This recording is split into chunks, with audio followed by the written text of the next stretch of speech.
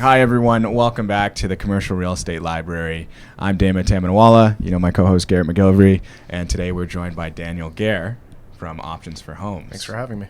Thanks for being here. So before we dive into your background, can you give us can you tell us a little bit about Options for Homes and what makes you guys different as a developer? Yeah, for sure. So Options is a nonprofit developer. We're entirely focused on ownership housing. So we only build affordable ownership housing. And do you want me to describe the whole model just for? Yeah. So the way the model works is, as a developer, we source and acquire land and take it through the planning and approvals process. We market and sell all the units ourselves, and in the end, just like any other developer, we create value through the development cycle. So what the world refers to as profit, we call surplus. But what we do is we make that surplus available to purchasers as part of their down payment.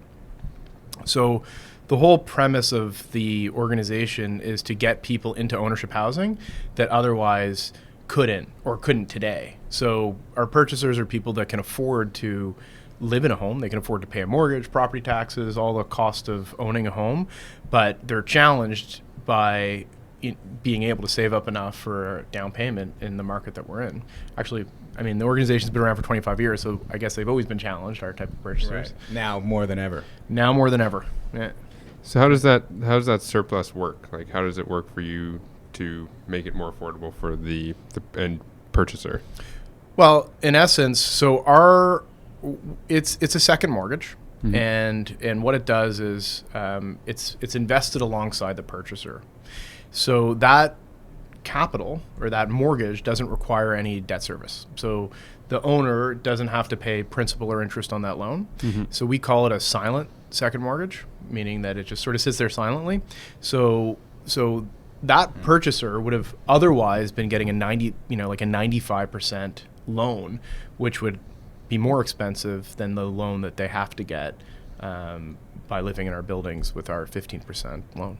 Okay, so you give them a 0% second mortgage, basically. Yeah. Okay. Is there any tax consequences for that? For them or no. For to be them. honest, I don't think so. Ours is called a shared appreciation loan. Yeah. So yes, it's 0% interest, but what happens is in the end, whenever someone decides to move out, to sell their unit, or at any point they choose, the loan is repaid to us, and we share in the appreciation. So what that means is if we lend them 15%, we would receive 15% of the appreciation. Okay, so it's like pseudo equity at that point. It's truly treated like equity in that we also share in the downside risk. Yeah. So if the unit were to be devalued, our loan would also be devalued. Okay. Yeah. I think the important thing, though, is that as a nonprofit, that money, whatever growth happens, is reinvested back into the next development. Yeah. So it always stays in the pod, and it's always reinvested back into future developments. Okay. And do you see any parallels with the new CMHC program that's coming out, that they're kind of doing a bit of the similar thing? Yeah, absolutely. So I don't want to say it's our model, but it's very, very close to our model. And Heather Tremaine, our CEO, was consulted significantly in the design of this. So it's a very similar model, and I guess the federal government recognizes that it's a easy way to help people get into the ownership market. Okay. And for those who don't know the program, can you describe it a little bit? Yeah, I'll do my best. So it's a 10% loan. So the federal government has made available for first-time homeowners up to 10% of the value of the purchase under certain circumstances. So it's not, to be honest, it's actually not perfect for Toronto, because I don't think most real estate in Toronto will qualify for it, because they have a cap in terms of the multiple on income and the value of the property, which, in the city, most of the property around here exceeds what their limit is. So it's designed for the entire country. It's not specifically for Toronto, but it functions the same way. It's a shared appreciation loan. Yeah. Right. And there's a cap on income too, which a lot of households would have greater than, I think, 120,000 in Toronto. And I think 120 is the cap. Yeah. Yeah. Exactly. Yeah. So can we talk a little bit about some of your projects? So Options for Homes, you have a new project in Milton. I was just up there. Where are you guys building these developments, and where does it work? Where's the model great? So traditionally options for homes focus mainly in Toronto. There's been developments all over Ontario, some outside of sort of the GTA, but a lot of the volume of production has been in Toronto. We do have some projects outside. So the Milton project is occupied. It's going to close in the next couple months, and so that's complete. We have a project on the west end of Toronto at Lawrence and Weston Road called the Humber, which has just gone into construction. We have a large project that we actually purchased from the city from CDO in Scarborough at Markham Road and Eglinton. And we're also redeveloping When did you buy that? We closed on that at the end of last year. So it's a very interesting project. It's 2 towers and about 200 stacked townhomes. Okay. And we're actually doing that in partnership with Habitat for Humanity. They have a block of townhomes in there. So yeah, it's a very interesting project. The city has funded up to 300 units of affordable housing on that through their development charge program. And we're going to deliver our model. So, wow. Yeah. So how, and I'd like to take a few steps back and talk about your background, because obviously the whole company, as well as you as the chief development officer, are very mission driven. Yeah. Because you could be working at, I guess Tridel is one of your partners, but you could be working at Tridel or Monkeys or one of these groups, right? But how does the model, I still don't fully understand, like, how do you make the numbers work? I had a client who was trying to develop affordable housing up in Richmond Hill, and they had a CMHC loan for, I think, it was something insane, like 1.5%. CMHC said they could finance it at that rate. And still the numbers didn't work to construct rental housing. This was rental. Right. So, like, do you find that you can still pay competitive prices for land? Is it that the government is more lenient on what you guys can build in the end? Like, how does it all work? So the first part of your question was sort of my background, how I ended up, I think, in this. But what I do want to sort of say is the reason that I chose to be at Options is that this business model is one of the only sustainable affordable housing business models that I've seen, which was very, very attractive to me. So it functions at market. It works in any market. It works without any government support. When other things come into play, it helps because it helps to create a bigger surplus, which means more down payment available for end users. But the whole model is premised on functioning in the market at market.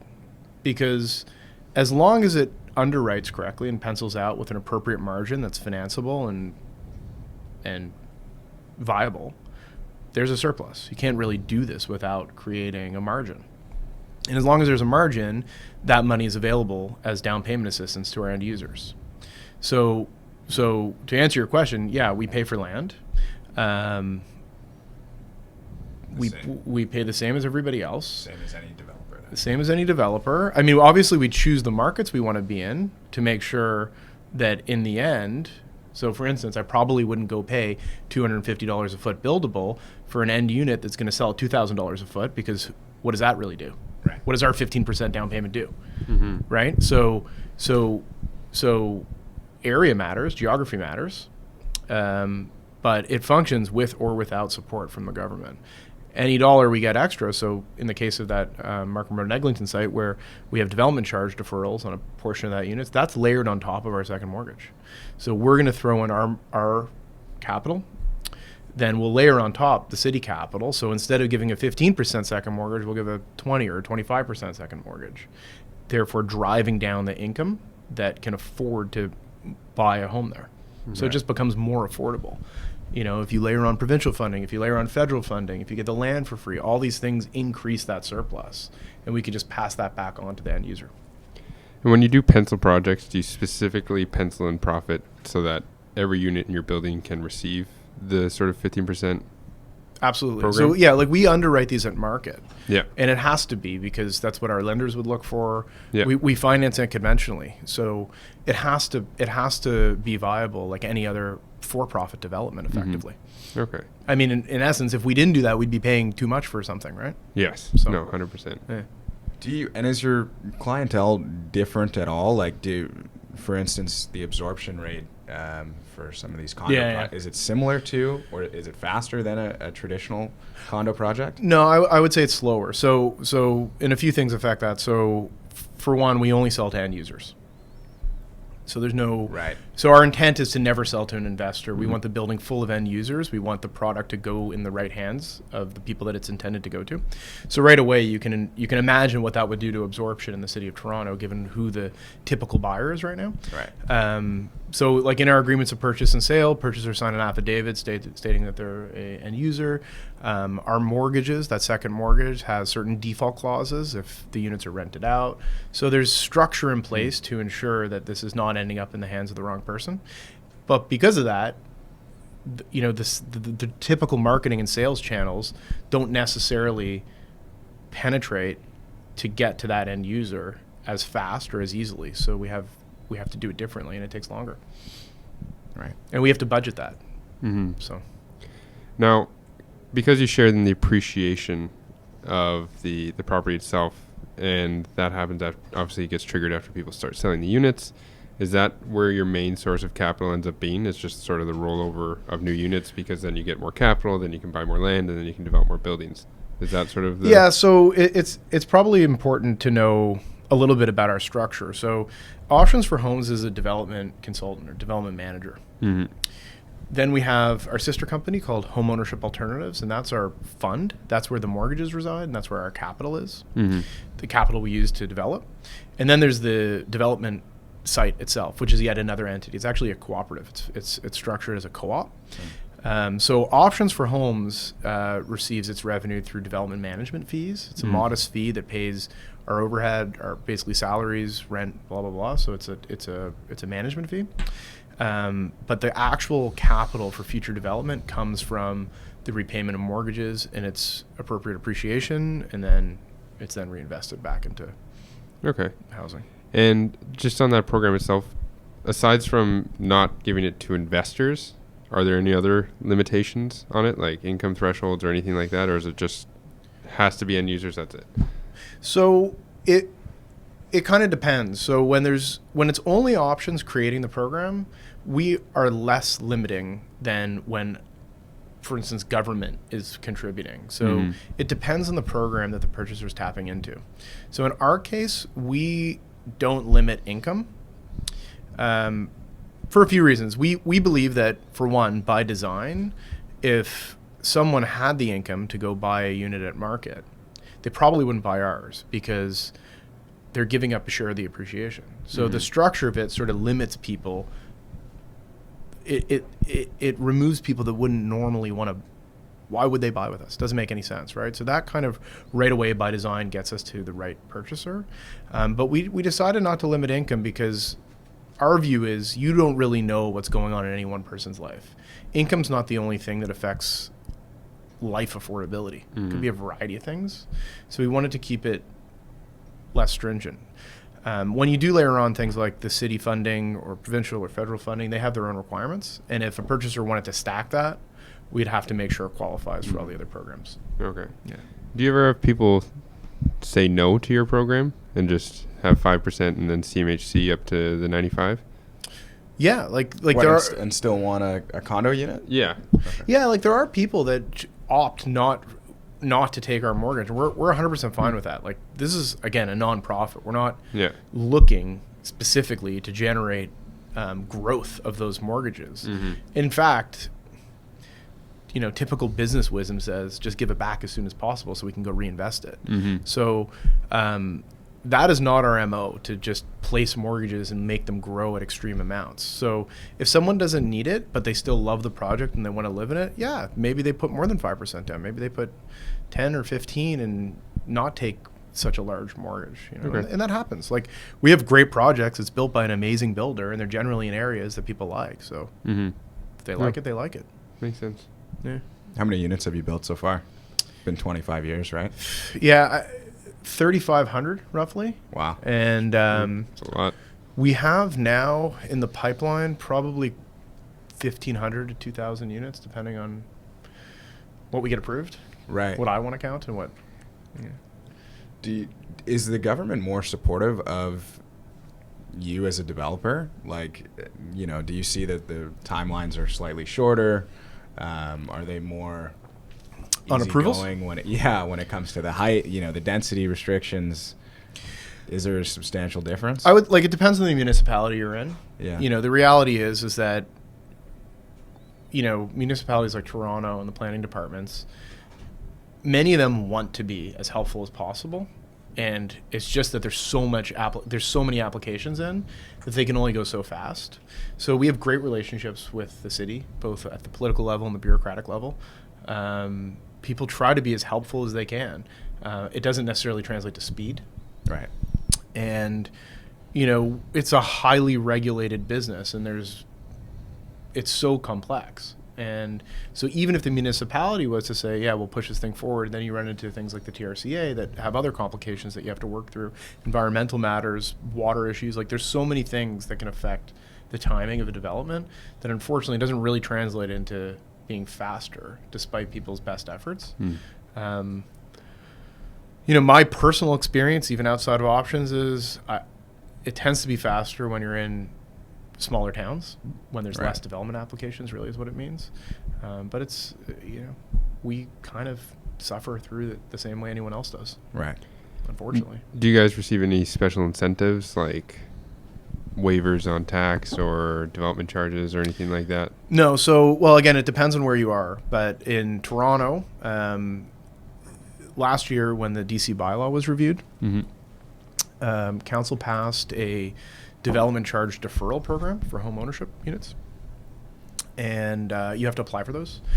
I believe there's an allocation of 400 units per year. So as a project comes online, we'll apply. And 400 units across the whole city.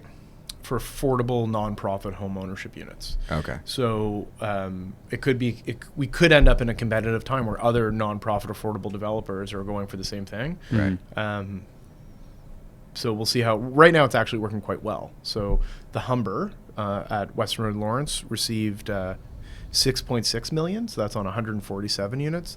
That project at Markham Road in Eglinton has 300 units on it, and every time we have a development, we'll apply for the program. I mean, it's helpful, right? Right. Is there a lot of nonprofit developers out there, or are you guys sort of one of the few? No. There's two words don't even mesh together. Nonprofit developer. I know. It's kind I know. of weird, eh? Yeah.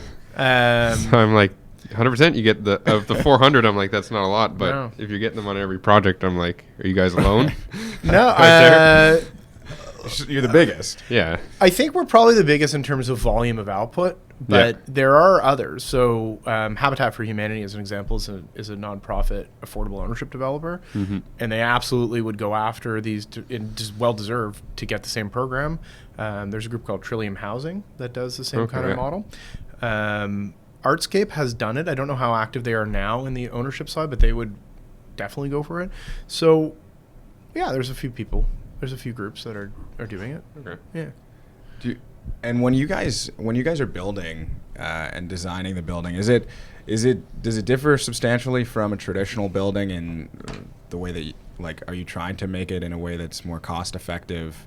How is your building different than a traditional Tridel building, for instance? So, I mean, fundamentally, to the end user, you won't really know it from the outside at all. It's a phenomenally built Deltera product that you or I wouldn't know the difference, really. When you get in, you also really won't see much different. What you will see is a more modest lobby, as an example.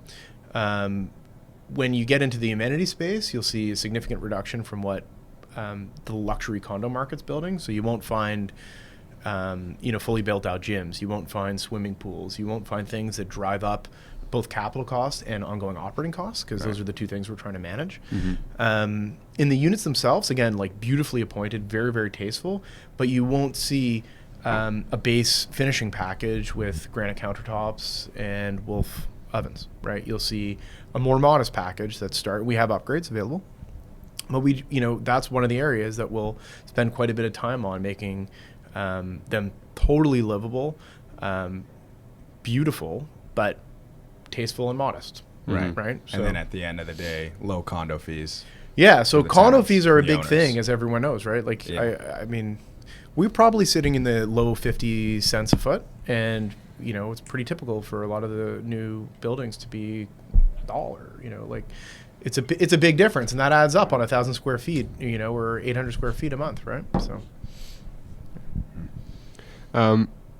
Question in regards to back to the mortgage thing. Yeah. What happens if somebody uses your 0% mortgage, but then they go into difficulties of is paying that A mortgage, and they can't keep up payments? Do you guys take over, or what happens? So, I guess for one thing, it's unbelievably rare. So before I came here today, I did look into this because I was just curious. Yeah. So of the 3,500 units, I think there's been 7 owners that had any financial problems with their first mortgage lender. So the way we control that is we do a ton of work on the front end when finding a purchaser. Mm-hmm. So typically purchasers will be fully pre-approved prior to even walking in our sales office. We have relationships with 3 major institutions, Meridian, Bank of Montreal, and CIBC, that know our program, and they do a different type of approval for mortgage purposes where they go pretty deep. It's a fully underwritten loan, and basically committed years in advance, which most, as you know, in the new construction world, that's not really how it works. So there's a ton of work that goes on the front end to make sure that the purchaser is capable of closing and owning this home. But we have sort of another filter, I'd say, is that sister company I was talking about, Home Ownership Alternatives, they're a mortgage broker, amongst other things. So that group, when a purchaser buys from us, they also go to see Home Ownership Alternatives, and they go through yet another sort of round of underwriting to make sure that we're not putting anyone under undue pressure and selling someone a unit that wouldn't be appropriate for them to buy. Okay. And do you guys have a similar deposit structure like other condos? Because like some of them go up to like 20% or 15%, I think. We do not. So 5% is due upon purchase, basically, or within 30 days of purchasing. And that's it. So so our contribution is viewed as deposits. So from a purchasing standpoint, effectively, if someone uses our contribution, they do have 20% down. Okay. Just by virtue of what we bring to the table. Okay, I get that. Yeah.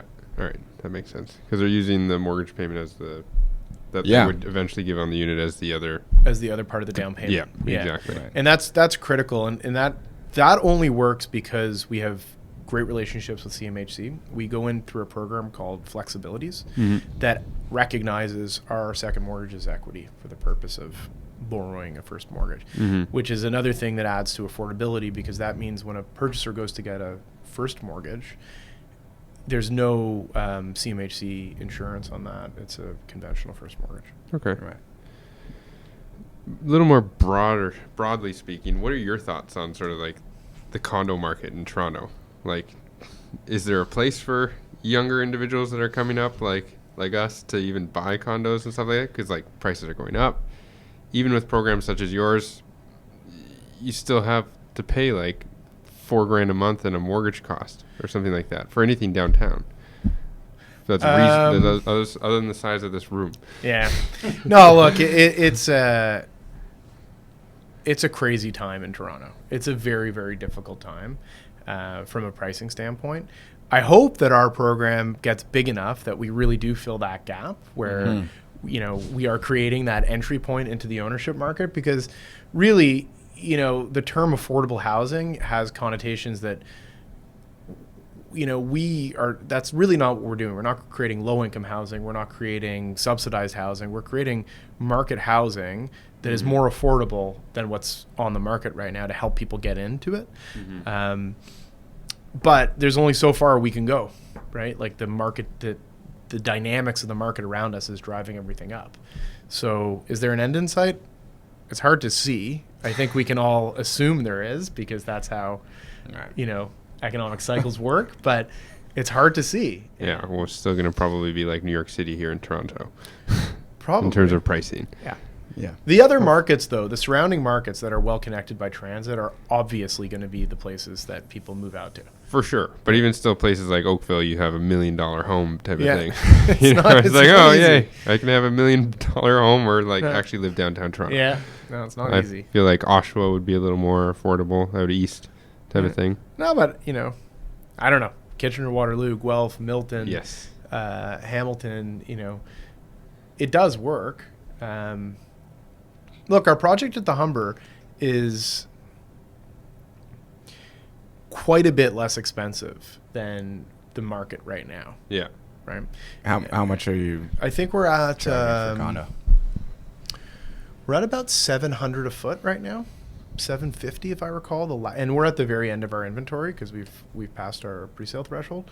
So, like in absolute dollars, you can still get a pretty nice size 2-bedroom plus den for $500,000, which is really hard to get in Toronto. Mm-hmm. And that it's on it's slightly outside of sort of where all the development activity is, but that's minutes from the UP Express. You can get down here very quickly, I think 15-20 minutes. So that kind of a product does work for first-time owners. And somebody just needs 25 grand to make that happen. Yeah, and hopefully a lot of people at this point have saved up a bit into RRSPs, and you can access that through your first-time homeowner program. Right. So you can get into it. Are you guys going to eventually maybe be pushed out of the Toronto market because your model might not work when, say the minimum price ends up being like $1,500 a foot for any type of condo unit within obviously the surrounding Toronto area? So, we're obviously aware of these dynamics and what does this model work 5 years from now, 10 years from now? And I guess the key here is that we are always having to innovate, always having to figure out, okay, that's a aspect we don't control. So what else has to happen here? So I guess a good example is the Housing Now sites that are on the market right now through the City of Toronto. When government's motivated to create supply, that makes it easier because in the case of Housing Now, they've de-risked these are being sold zoned. So the timeline to get them out into market is much more compressed and therefore less expensive in the end.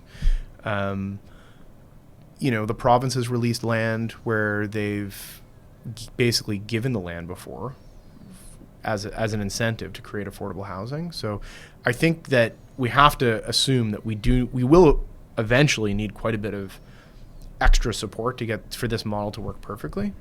Can you speak to why it's so important to own a home, for instance? Like a lot of the discussion in Toronto is around affordable places to rent, even in just living situations.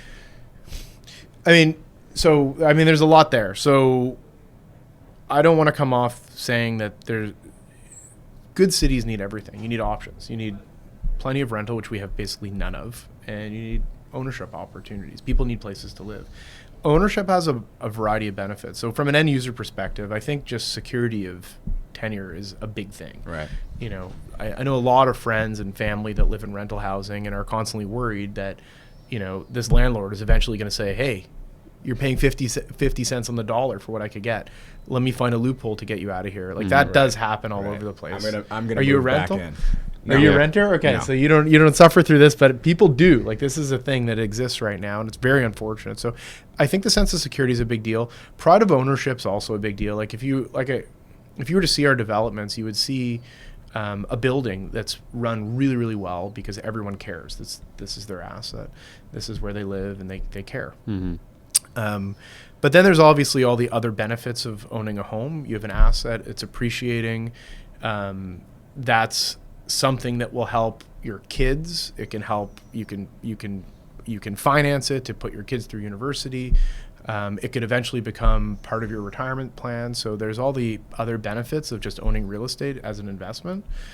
And then the other thing that we always try to remind, really everybody, especially government, is that the benefit of creating a new unit of ownership, especially affordable ownership, is you've also relieved pressure on the rental side of the equation because we're moving people out of rental into our product. So you're sort of you're creating almost 2 units of available supply every time Yeah. we bring on a new unit of ownership. Mm-hmm. That makes sense.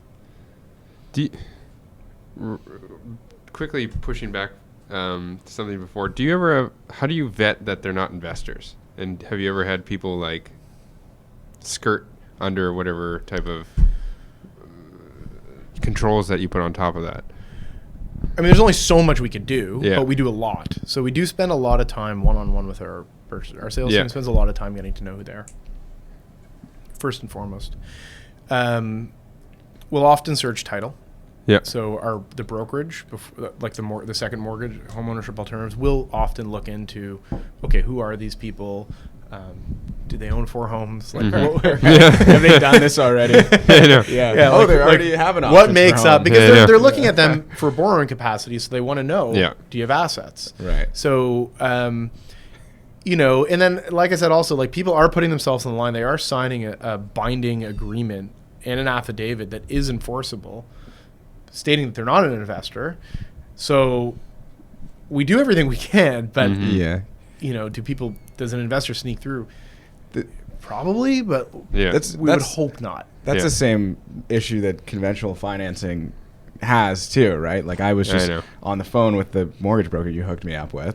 Yeah. And I said, well, okay, what if I want to buy it at the rate of living in it, and then I'll just put tenants in there and use it as an investment property? And he said, okay, well, you can't tell me that because that's fraud. so I think they go through the same thing, but, Yeah. you know. He's a very straight and narrow guy, by the way.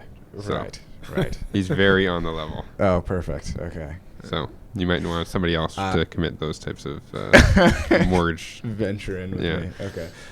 One thing, so we didn't really get too far into this, but I do find it really interesting how mission-driven you are personally and as a company. Yeah. Can you tell us a little bit about your background and how you got on this trajectory? Sure. So I grew up in a real estate family. My father is an active developer. My grandfather was a developer. So I kind of grew up in the business. I worked with my family for about a decade, primarily building retirement housing, a little bit of hotel stuff, but mostly in the retirement housing business. Really? And at one point, I sort of had the idea that I really like social enterprise. Like, I just like the idea of a really good business model that also allows other benefits outside of just profit. So I actually started looking at businesses outside of real estate in general. Like, I just liked social enterprise businesses in general. And the long story short is this: I was playing a game of squash. I play squash, and I was playing a squash ladder. And I got teamed up with someone who's now a friend of mine, but he's from the Daniels Corporation, and we were talking, and he flagged that Habitat for Humanity, Greater Toronto Area, was looking for like a head of development, a VP of development.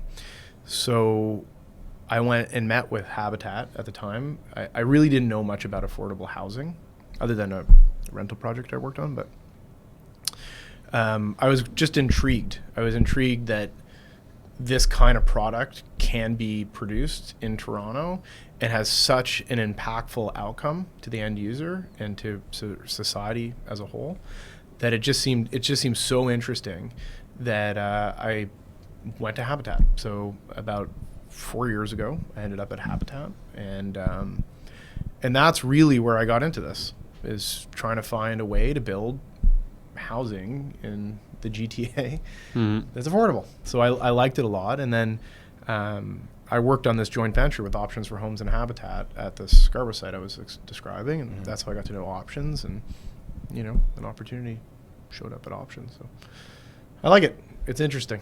Yeah. Yeah. And when you're at Habitat, you're doing similar thing? Yeah, very similar. Okay. Very similar. I mean, Habitat's slightly different because they go for an end user that's significantly lower income than I think what Options is attracting. They have a different mortgage structure at Habitat that allows it to attract or to serve people of lower income, and that's their mission.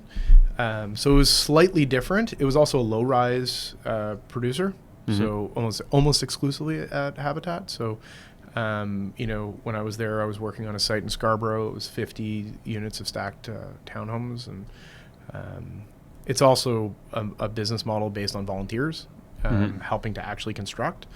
So it's very different than working with Deltera. I would hope they don't use volunteers. So it's just a different environment. What I do now at Options is the mission is very much grounded in affordable ownership housing, but it's my day-to-day is much more like when I was building with my family commercial real estate, high-rise development. So, What is the future of actually, better question, what's the future of Options for Homes? What are you guys up to? Are you expanding into different markets? Are you right now you're just in the GTA, right? Yeah, I mean, it expands slightly past, like we have a really large site in Guelph that we're working through right now. But yeah, like the boundary is sort of GTA, GTHA. We don't have like a geographic boundary, by law or anything. Like I think we can go into different markets. And we talk about it. We're interested. We do look for opportunities if they arise, but like our infrastructure's here. It's not that easy to just go into another market, and chiefly because we don't necessarily have the same construction contacts in other markets, or just general suppliers. Like we very often use the same sort of architects, engineers, appraisers, like everybody. We have a team that we know quite well here. And we have a really deep relationship with Deltera. So it does kind of anchor us here. But I think, to your point before, like, will Toronto always be the place for this? I think that's probably what's going to drive us to look to other markets more than anything, is where can we be the most impactful? Where does our program work really, really well? And where is there clear demand for our program? I think will be the thing in the future that would drive us to look in other markets, not just because. Like, it would have to be a mission-driven reason, and there would have to be opportunities and a way for us to execute, with lower risk. So, if you had a magic wand, say you were... I do. Yeah. Yeah. Do you have it with you? No, no, my 5-year-old kept it. That's dangerous. Yeah. If you had a magic wand and you could, wave it and create any policy change that you wanted, what would you do if you're Premier Ford, if you're Greg Lintern, Chief City Planner? What would you do to create a better environment for affordable housing? Or Justin Trudeau, he went up the chain. So. Okay. Look, there's not one thing, right? Right. Like, there just isn't one thing. I think the time it takes to get through the approvals is very, very hard. Yeah. And the amount of risk that you can't predict and you don't know exists is very difficult to work in.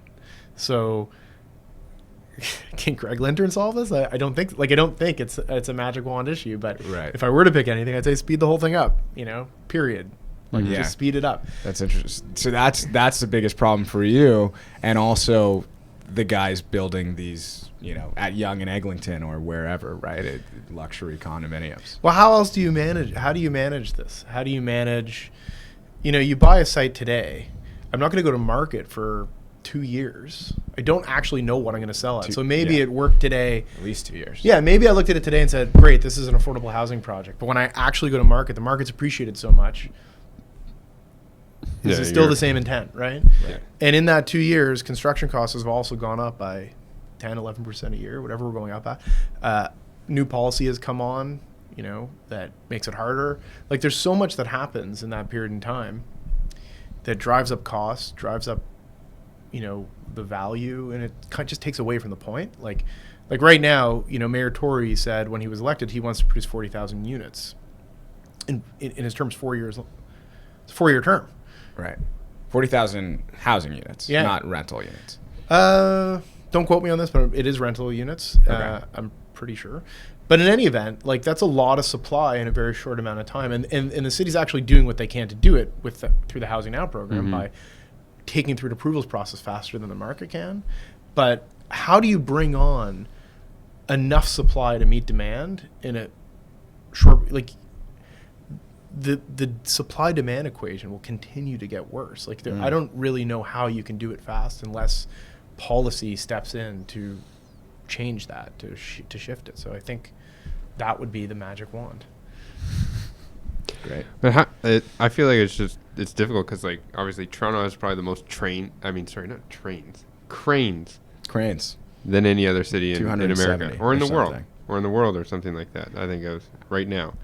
And that's tough. Definitely North That's America. tough on planners because, like, everybody's developing basically everything. I can see 2 cranes right now, maybe a third third one right there, and that's just like a teeny little quadrant of Toronto. It's like, that's tough. Right. I feel like that'd be really tough on Greg. That's probably why he went back to work after we had the interview with him. At like 7 o'clock at night. Yeah. He was just like, all right. This is what I'm saying. Like, everyone is working hard. Yeah. Right. Like, it's not because people aren't doing their job. It's just that it's a complicated business. It's a complicated world to be in. Right. Yeah. Sean, do you have any questions? Yeah, I got one question. You guys took the good ones, but I'll throw something in there. At Real Trends, when we met, you were talking a little bit about some of the barriers and options for homeless facing, including the stigma for affordable housing, and then you sort of compared it to what people think of it as the prototypical CMHC definition of 30%, whatever that comes with, whatever quality of product that comes with. But what is Options for Home sort of doing from a marketing perspective, from a development perspective, to sort of jump that barrier or let people know, hey, this is affordable housing, but not the way you may perceive it to be or think it to be? So I don't remember saying any of that, but I do believe you.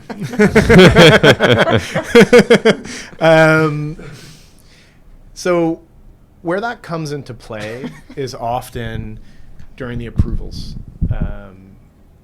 dealing with community, right? Community engagement and the potential stigma that the neighborhood may feel we're bringing it down, right? Like, it's not, and I went through this at Habitat too. It's quite normal if we're doing an infill project in a neighborhood for, the neighbors to say, oh, you're building subsidized housing. This is low-income housing. You're going to bring crime and prostitution and everything else in our neighborhood and devalue our homes. And that is, like, that's something that's a branding issue that's greater than just options. That's just differentiating, I think, affordable housing from housing affordability. And so that's something we constantly have to work at. We constantly have to work with stakeholders in the surrounding area for them to understand what it is we build.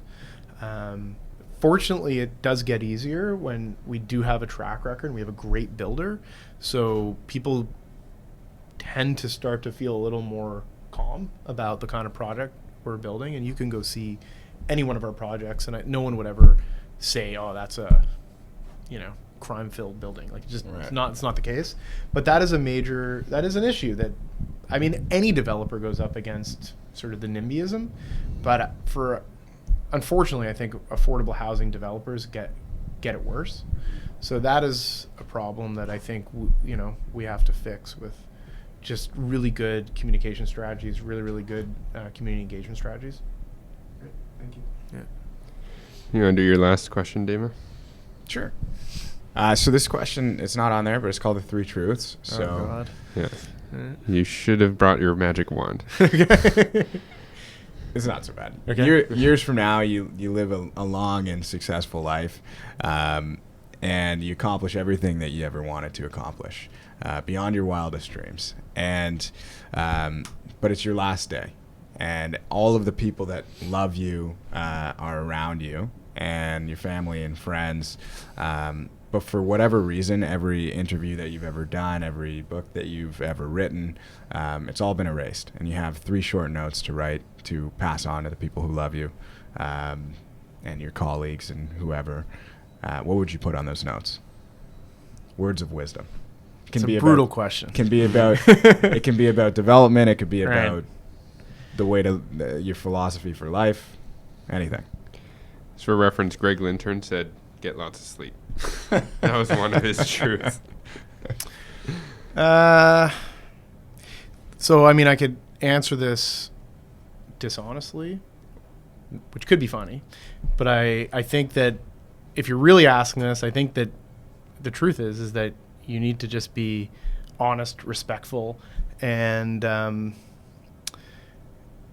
integrity. Like, that is it, right? So if you can live a life with that as your MO, like, I think you'll be pretty good, right? Mm-hmm. So I don't know. Get more sleep is probably a good one too. Right. We've also had get less sleep. Yeah. No, I don't. Yeah. I don't know if I could get any less sleep. So Yeah. Oh, Yeah. okay. Can't give that advice. Yeah. Then. Yeah. so Okay, great. Does that Well, work thanks for you? That's good advice. Yeah. Yeah. Thanks so much. All right. yeah. Thanks for having me. Thank you, Daniel.